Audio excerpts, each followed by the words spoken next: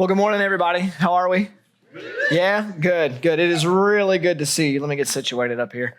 Awesome. This is great. Yeah, it's excellent to see you guys this morning. It's a joy and honor, as always, to get to be with you as a little family as we open up God's Word together and continue our study through the book of Ecclesiastes. My name is Michael. I'm one of the pastors here. And here's what I know. Tomorrow morning, some of us are going to wake up and we're going to go to work. And we're going to hit that grind for somebody wooed. Good for you. Good for you. We're gonna grind from 9 to 5, doing whatever it is that we do, doing a lot of the same things that we did last Monday, and a lot of the same things that we're gonna do next Monday as well. Others of us are gonna wake up and we're gonna prep breakfast for anywhere from 1 to too many to count other humans who live in our home, and after which you're gonna chauffeur those humans to a whole litany of things. You're going to go to the library or camps or the pool or a whole host of other activities and friends' houses and that sort of stuff. In the midst of both of those, there's going to be laundry that needs to be cleaned and folded. There are going to be dishes that need to be washed and meals that need to be prepared, a diaper or two to change, a toilet to clean, a shower to scrub, a car to take to the shop, and a yard to tend to before the in-laws come this weekend. And that's not even to mention that there's probably some dentist appointments that need to get scheduled, and a vacation that needs to get planned, a budget to make or to update, grocery shopping to get to, and a whole host of other things that you probably forgot about that I just sort of forced to the forefront of your mind such that you're not even paying attention to me anymore. You're thinking about that thing and you're a little stressed out about it. You're welcome, right? This is life. This is Monday. This is every week. You know, there's a word the preacher uses 26 times in the book of Ecclesiastes to talk about all of that stuff. And it's a word he actually uses 9 times in our passage this morning alone. And that word is toil. Toil. That's what all of that stuff is. Sometimes it gets translated work or labor, but it's a Hebrew word that means, or the Hebrew word means wearying effort of body or mind. That is physical and mental effort that just wears you out. It encompasses anything that you have to do or think about that costs you energy, focus, or mental capacity. That's toil. And toil of a variety of shapes and sizes is a massive part of each and every one of our lives. In fact, you could say that toil is kind of what life is in some respects. It's all the working and building and maintaining that you have to do to live and function and keep those around you living and functioning as well. And it makes us tired. Such that when you come in here this morning and you start hearing that rain on the roof right now, it kind of puts you in that nap mode and you're like, I need this. I need this so bad. And in the preacher's effort to help us latch on to what is truly worthwhile in life, the next place he turns his attention is to our toil. And he wants us to see something that most of us feel, but rarely name. That our toil in all of its various shapes and sizes wears us down. But here's the thing, surprisingly, in the midst of the grind, what we're going to see is that God actually wants to give us something, not from our toil, but something that can actually be found within it. And so that's what we're going to see in Ecclesiastes chapter 2. If you want to grab a Bible and turn there, that would be fantastic. We're going to pick up in verse 18, and you'll quickly see that Solomon does not hide how he feels about all the things we have to do in this life. This is verse 18. He says, I hated all my toil in which I toil under the sun. That's simple. It's pretty straightforward. He looks at everything that he has to do. He looks at all of his wearying effort and he says, I hate this. I absolutely hate it. And I think it's worth remembering here that he's coming to us from the perspective of an ancient trillionaire, all right, whose toil did far more than yours and mine ever will. He accomplished more and had more than we will ever see, and yet he looks at all of it with disdain. Now, there are a lot of ways that we cannot relate to Solomon. I am never going to know what it's like to be a trillionaire, but I'm willing to bet that if I were to poll each of us about how we feel about our work, how we feel about our toil, we'd probably all fall on the spectrum somewhere between yuck and hate. It's where we are. And he tells us why. He says, seeing that I must leave it to the man who will come after me. And who knows whether he will be wise or a fool, yet he will be the master of all for which I have toiled and used my wisdom under the sun. This also is vanity. So he looks out at everything that he's done, all that his hands have accomplished, and he realizes the thing that we all know but don't want to admit, that you never see a U-Haul behind a hearse, ever. Sooner or later, he's going to be gone, and everything that he created, everything that he worked for, everything that he built, it's going to remain, but somebody else is going to get it. Somebody else is going to get it. Somebody else is going to get to enjoy it. And who knows what they are going to do with it.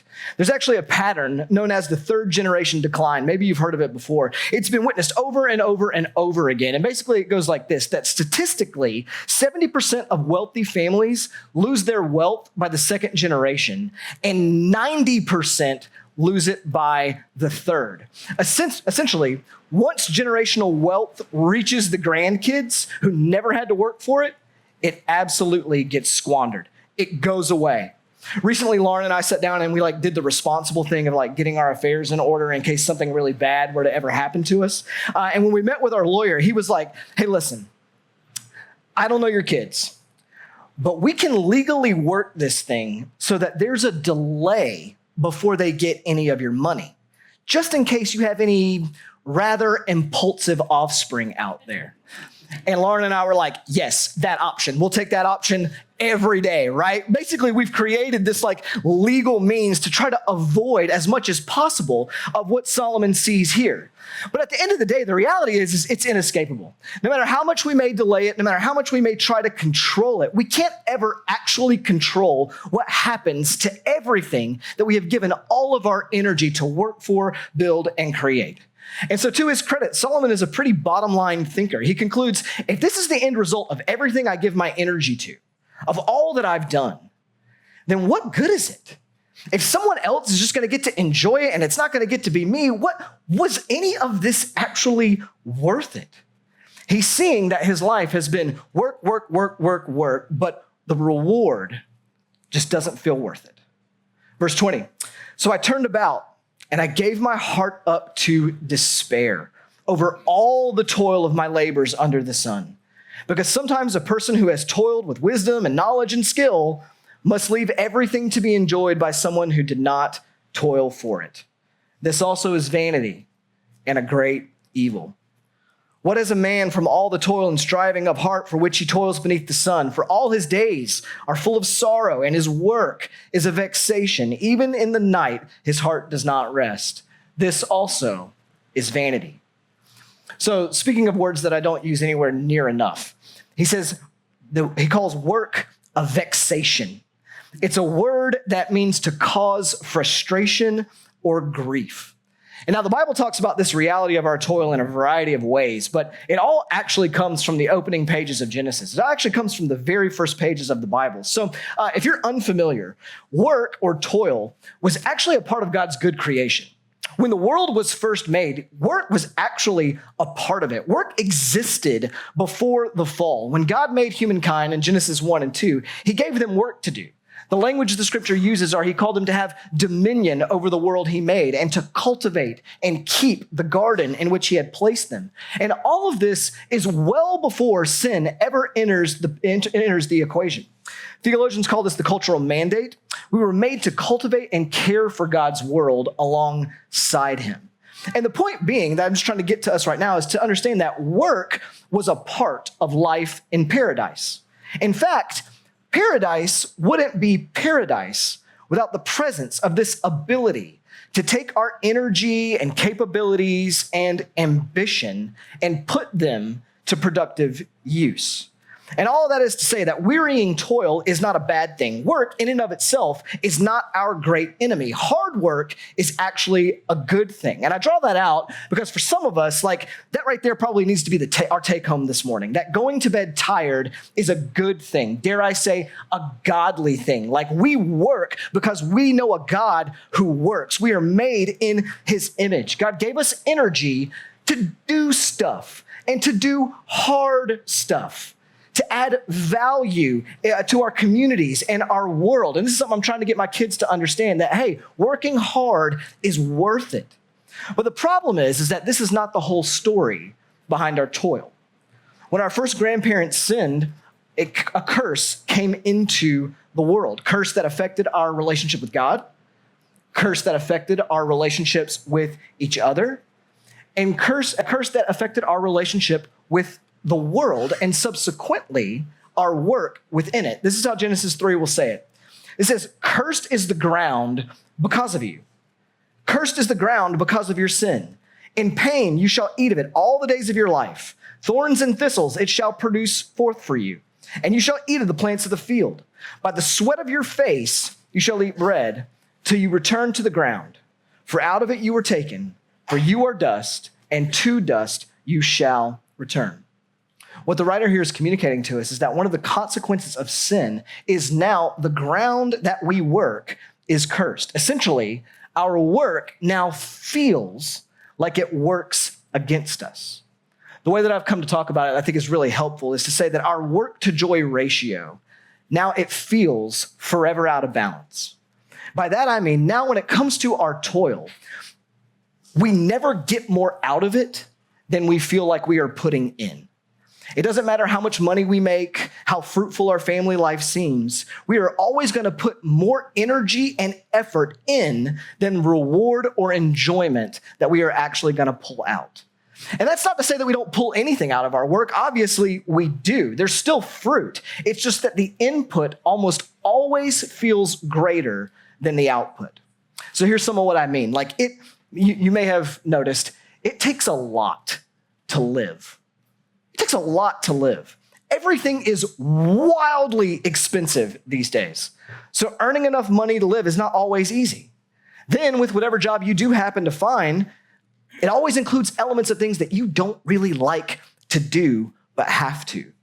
And then after that, it also takes an enormous amount of work to manage your household for however big or small it may be. It takes a whole lot of work to parent these kids, to fix things that are always falling apart, to keep the clothes and dishes reasonably clean and the grass reasonably short. At some point, it starts to feel like, man, I am busting my tail out here, and it doesn't feel like the payoff is commiserate with what I'm putting in. I don't feel like I'm getting paid enough for this. I don't feel like I'm appreciated enough. I don't feel noticed enough. I don't feel like the vacation is long enough, or fill in the blank with however you might say it. The point is that's what it feels like for the ground to be cursed. It's like the ground itself is fighting against us. I plant crops and the ground just throws thorns and thistles back at me out of nowhere. I love the way that Philip Ryken put it in his commentary on Ecclesiastes. He says that every time we get sick and tired of doing the same thing over and over, every time we are inconvenienced by someone else's laziness or incompetence, every time our families suffer from the demands of our employer, every time we are pressured to practice business unethically, we are struggling with the vanity or the futility of work. Point being, our toil now is toilsome. It brings frustration and grief. We live by sweat and pain, and the return on effort is always out of whack. And such is life under the sun. Now, before this makes you want to put in your notice tomorrow morning, okay? It's worth noting that Solomon does not stop here. All right, he actually makes a pretty important turn into the first altogether positive thing he has said in the entire book. This is verse 24. He says, "There is nothing better for a person than that he should eat, drink, and find enjoyment in his toil. This also I saw is from the hand of God, for apart from him, who can eat or who can have enjoyment?" So this is the first positive thing he says he has found under the sun. And given that he's been pretty sad up to this point, we should really listen up when he goes positive, right? Here's what he's saying. He's saying, oh, listen, all that effort and energy that you have put into earning a living, however it is you do that, all that effort and energy you've put into managing your home and keeping everything going, you are never going to get out of it what you feel like you've put into it. The payoff is almost never going to feel worth it. The trick is to stop just looking at what you're getting out of it and instead learn to enjoy it for the work itself. To put it more succinctly, to learn to play for the love of the game. That's what he's calling us to here. And according to Solomon, we're never going to overcome the work to joy imbalance, but joy can be found in the process from God. Mondays don't have to be so dreary for those who know God. And given that Monday morning is coming for each of us tomorrow, I think there are three things that we need to see that are from God in this text that can make joy possible for you when you wake up tomorrow morning. And here's what they are. I'll give all three of them to you up front, and then we'll go back through and work our way down. They are perspective, purpose, and practice. That through God, we receive perspective, purpose, and practice for all of our toil under the sun, for enjoyment in our toil under the sun. So first, perspective. Here's what I mean. By this I mean learning to see that our toil, our work, is not ultimate. So some of us are consumed by our toil. We are stressed out and we are anxious and we are wearing thin, not because we are expending our energies to honor God, but because we either consciously or unconsciously believe that you and your work are what is actually keeping the world spinning. That without your anxious, obsessive energy, at your job or as a parent or wherever, that everything in life would actually fall apart. Solomon diagnoses this back in verse 23. He says, "For all his days are full of sorrow, and his work is a vexation. Even in the night, his heart does not rest." The image is that of a person who is so consumed by their work that it's all they can think about. It consumes their waking life. They're even thinking about it when they're supposed to be going to bed at night. So for example, this is the person that can't leave work at work. You ever know anybody like that? Anybody want to admit that that's you? You don't have to do that. It's fine. Like the person who can't leave work at work, the person who comes home and just can't turn work mode off. The person who's short with the kids and not present with their spouse because they've got things that they just believe that they have to get done. And if they don't, everything is going to fall apart. Listen, but it's not just work. It's not just employment.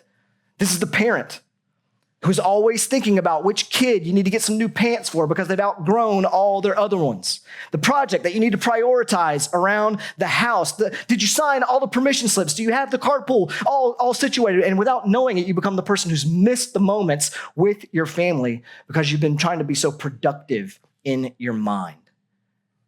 This one may look a little bit different, but this is also the person who defines themselves by what they do, by what they accomplish, by what they earn, who live in this sort of all-consuming mental competition with their colleagues or their friends or their neighbors, who can't just enjoy the company of another person because they believe they have to be better than them, that their accomplishments or their achievements are the things that actually give them identity and value. This is the retiree who doesn't know who they are anymore without the job. And as I said, the telltale sign of this is that if you're present, but not actually able to be present, if you can't slow down, if you can't just have a conversation, if your job or your to-do list or your anxieties or your ambitions take you away from the moments and the people who are directly in front of you. And in the spirit of full disclosure, the reason I can say this with confidence is that this is my natural inclination, all right? Like, I know this is church, but we're supposed to be honest here, right? Like, this is me. Like, I can tell you with 100% confidence. And like, while I think I've grown here, Lauren will tell you there have been times in the life of our family where maybe we'd all be sitting around the dinner table trying to enjoy a family meal, and I am just out in left field somewhere. I'm thinking about some problem that I got to solve, some conversation I need to have, something I want to do back here at work or whatever it may be. And I'm not there to pay attention to the real needs of my real family right in front of me. And I suspect that I'm not alone. And if this is you, you need to hear the preacher's words here, that perspective on your work is vanity. It's futile. And the very first invitation to help us find joy in our toil is to abandon that perspective and take on a whole new one. To understand that, yes, while we do have to work to live, our hands are not the hands that hold the world.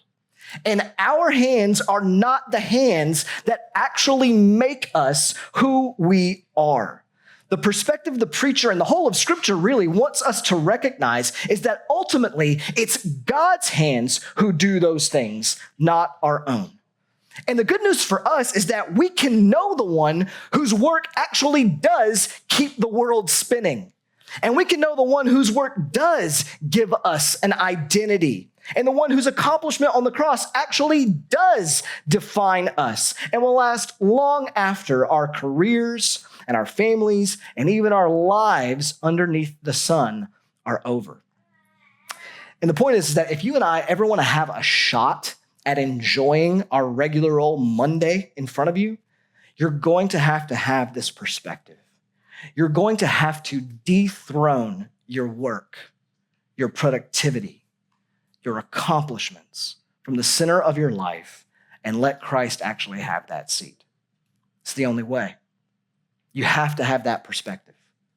Proper perspective on our toil is essential. Part of that is understanding that our toil is not ultimate.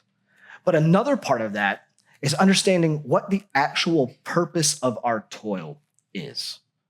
What the actual purpose of our work is. So going back to what I said earlier, work is a good thing.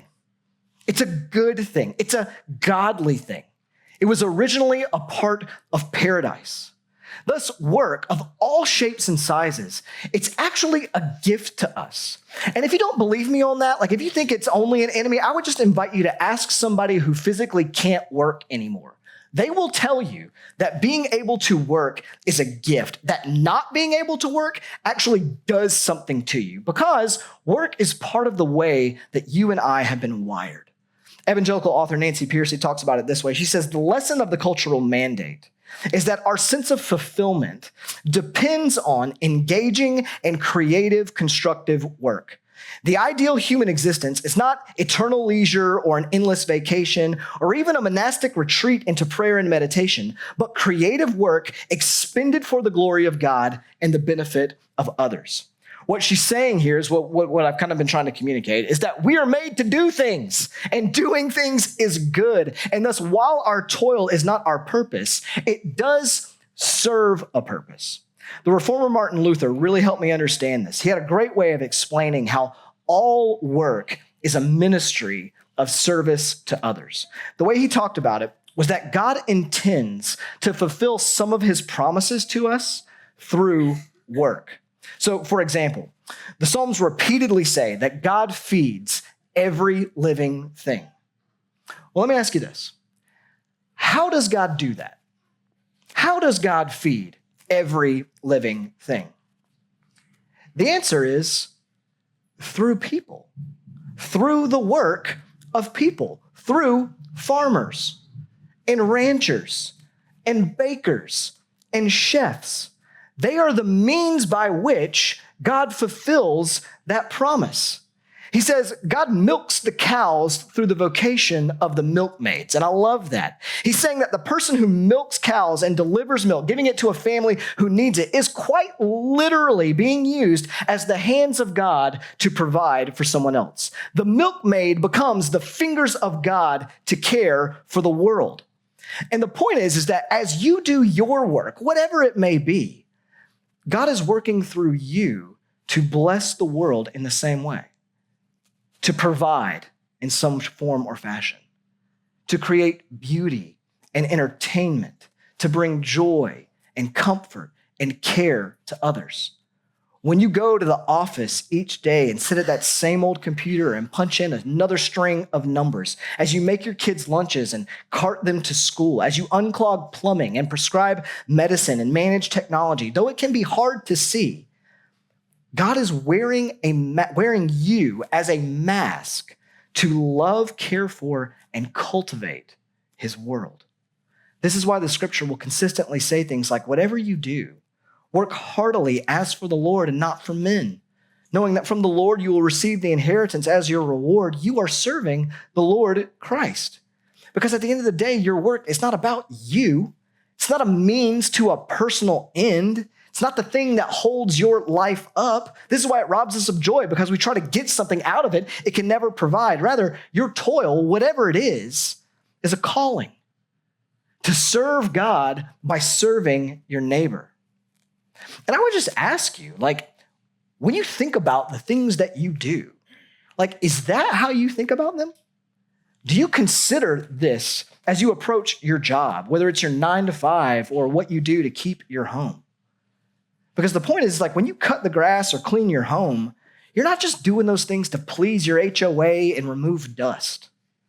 That's not what's happening. You're cultivating a space for your family and your neighbors to enjoy, to grow, to connect. You're the fingers of God, creating an atmosphere where community and love can actually take place.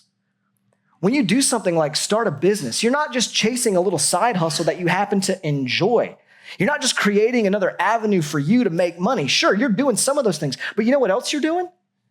You're creating space for other people to become your employees such that they can earn a living and provide for their families, to use their gifts to bless the world. When you serve that food or cut that hair or teach that lesson or organize taxes or prescribe medicine or whatever else it is that you do, you need to understand you are bringing order and care and love to life in God's world. You are a vehicle that God is using to bless the world. And the point is, in all these ways and more, God is blessing the world through you. And these are the dots between our toil and God's hand that the preacher wants us to make. The dots between our work and God's gracious provision, his generosity, his sustenance, and even his beauty and creativity. In this way, the scriptures want us to connect our work to worship. That our work is a way that we say, God, look how great and awesome you are. Look how wonderful of a provider you are. And as such, as Solomon says, he has the power to give purpose and joy to what we do. But that brings me to the last ingredient. And that ingredient is practice. In the same way that learning to do things like play a musical instrument or compete in a sport, or even things like prayer take practice, so does becoming a person of joy. So does becoming a person who can look at what their hands have to do and find joy in it. Becoming a person of prayer or a person who exercises doesn't just magically happen to us. And it's the same with a person who learns to actually enjoy what's in front of them. And believe it or not, God in his infinite wisdom and goodness actually built into the order of the world a way for you to increase the work to joy ratio. And it's this little thing that he calls Sabbath.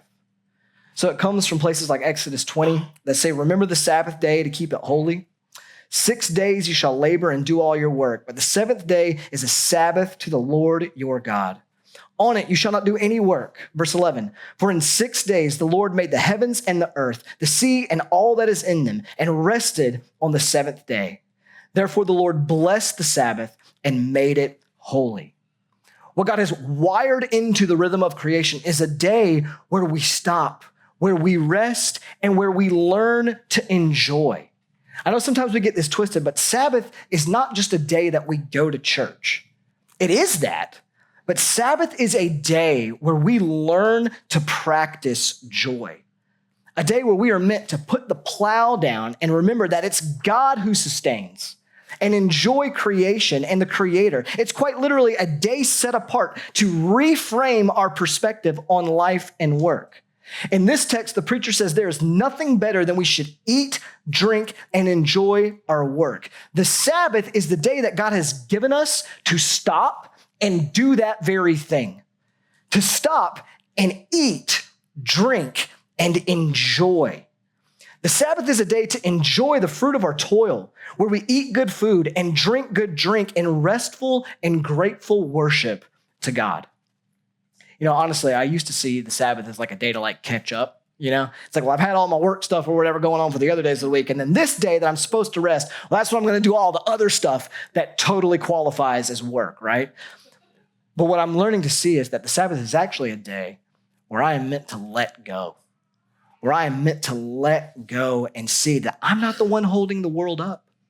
And my accomplishments, they aren't the thing that makes me me. It's a day to get to reframe all of that back on God. I don't know if you've ever been around a wine nerd before, okay? I've heard they can be unbearable for what it's worth. Always talking about legs and aromas and mouthfeel, ew. But whether or not you think those people are crazy, I think they're onto something. And not necessarily about the wine per se, but about the savoring. You see, wine is meant to be savored. It's not a drink you're supposed to guzzle down like some barbarian, okay? Like that's not what wine is about. You're meant to notice it. When you drink it, you're meant to notice how it looks, how it smells, how it tastes. That's all a part of the experience. And in this way, I think wine is a really good illustration for what the Bible calls Sabbath. It's a day to stop, to not rush, to not speed through things, but to notice and enjoy. The Sabbath is meant to enforce moments into your life where you enjoy God and his provision the way a wine nerd would enjoy wine. And the point I'm making here is that if you want to increase joy in your toil, really, if you want to increase joy in all of your life, you have to take the time to stop your busyness and savor what's in front of you. To put it another way, Sabbath is a weekly protest against the tyranny of toil and a declaration that God is enough, and he will provide. And so hear me, when you sit down tonight to eat dinner and pray a prayer of thanksgiving over your meal, I want you to see that for what it really is. That's not just this little routine that you do. That is an act of defiance against the work-joy imbalance. That's what that is. That is saying, God, we are putting our attention on you, the one who has provided this for us, who has made a way for us to have this meal. And we're not just going to rush through this and get to a show or rush through this and get to whatever else we have to do, but we're going to stop and we're going to remember who you are and all that you've done to bring us to this moment. We're going to rest and enjoy and know that in some cosmic way, you have also made us a part of it. This is what this is. In fact, here's what I would tell you. I think one of the best spiritual disciplines many of us could do today is to get a couple of friends to come over or go out for dinner, to put our phones away, to pray a prayer of thanksgiving to our generous God and delight ourselves with good company, a bottle of wine, and a fat ribeye. Maybe a salad, if that's your thing, okay? And listen, don't miss this. This is the important part. To do that and not rush through it. I know the kids have to go to bed. Let them stay up. I know work is coming tomorrow. Let it ride. Savor the moment. Savor the experience. Savor the company and conversation. Like, you might think I'm crazy for calling it a spiritual discipline, but I'm not. In a world where we are constantly distracted, where we are constantly moving from thing to thing to thing, where work and responsibility and toil demand so much of our waking energy, the practice that might be one of the most effective things we can do to turn our attention to the sustaining provision and power and generosity of God is this one: to just stop and enjoy, to Sabbath. Because most importantly, Sabbath reminds us that the real work has been done. What this practice does is it reminds us that the real work has already been done. Sabbath is a gracious gift that reminds us of God's ultimate gift of grace. That the only toil that truly earned rest was Jesus's. his sweat in Gethsemane, his nails on the cross, his labor of love on our behalf. Jesus took the full weight of all of our cursed toil onto himself, the sweat, the thorns, the abandonment, the agony, all of it. And he bore the cost of sin, not just in his body, but in the wearying work of redemption. And in John 19, when he cried, "It is finished," he meant it. He meant it. He wasn't just talking about his suffering. He was declaring that all of our striving could finally end in him, that all of our weariness would finally be overcome, that the guilt of our sin, the broken relationship with God, others, and the work in our world is overcome. And because his work is finished, because of his finished work, we are free. We are free to rest, to not believe that the weight of the world hangs on our shoulders, but the weight of the world hung on his. You're free. We're free to work without striving. And ultimately, we are free to enjoy. We are free to look at the good and gracious life that God has given to us through his Son and say, "God, thank you for this," and all that's involved in it. And so I want to leave us this morning with some words from Pastor John Ortberg. He said, "You can become a joyful person. With God's help, it really is possible.